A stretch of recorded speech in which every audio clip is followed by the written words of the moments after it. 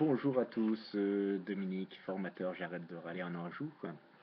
Hier, dans ma vidéo, hier soir, je vous exprimais que qu'en arrêtant de râler, c'était pas seulement faire autrement, mais on aboutissait à penser autrement.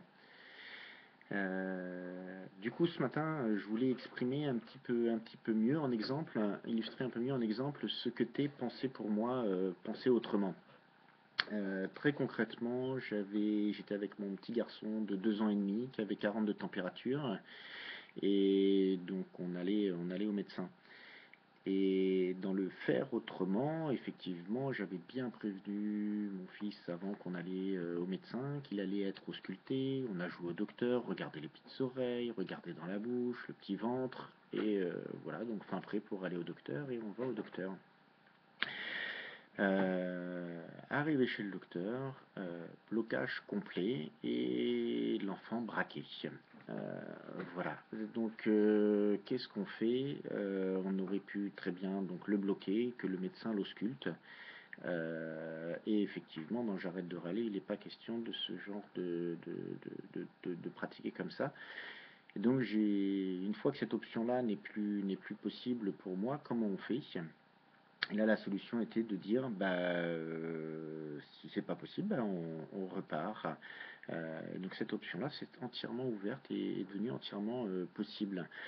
Et à ce moment-là, la première chose que j'ai dit à mon fils, c'est, écoute, tu as la possibilité de ne pas te faire ausculter. À partir de là, la colère est complètement descendue. Ça, c'était un vrai choix. Il avait le choix entre rester ici au médecin et partir. C'est pas le choix de tu vas te faire ausculter soit sur mes genoux, soit sur la table du médecin.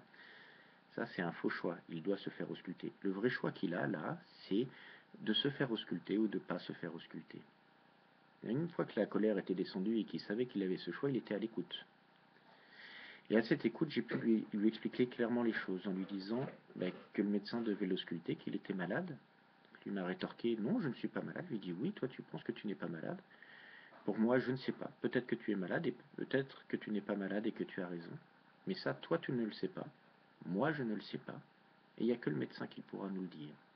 C'est lui qui sait, c'est lui qui va avoir la connaissance. Et il aura la connaissance en t'auscultant. Et moi, ça, je ne sais pas faire. Et toi non plus, tu ne sais pas faire.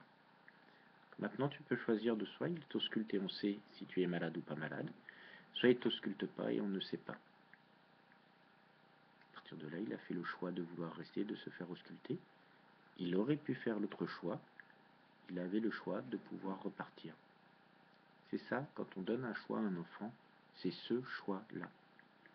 Effectivement, il serait reparti, et il serait reparti malade, et à un autre moment, il n'aurait pas été bien à la maison, et on aurait dû reprendre rendez-vous chez le médecin. Mais là, je pense qu'il a acquis beaucoup de choses dans ça, d'ailleurs, notamment qu'il est parfois nécessaire de se faire aider. À bientôt.